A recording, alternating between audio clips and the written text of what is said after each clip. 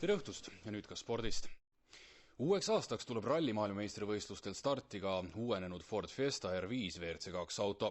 Sander Pärn jäi esimeste testide tulemustega vägagi rahule. Läinud hooaeg, preemia hooaeg Drive Team Fiesta Trophy võidu eest 2014. aastal jäi WRC2 sarjas sisuliselt pooleli.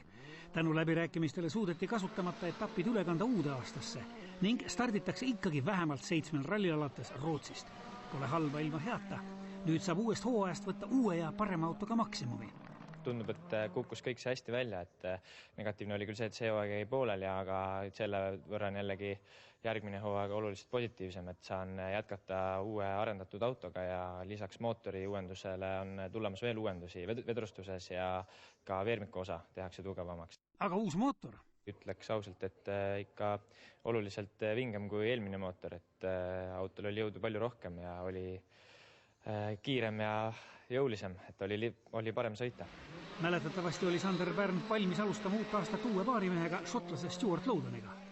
Mitmel põhjusel aga koostööst asja ei saanud ning Sander jätkab 3. aastat James Morganiga, mis ehk ka parim ja kindlasti riskivaba variant. We've had quite a good 2 years together.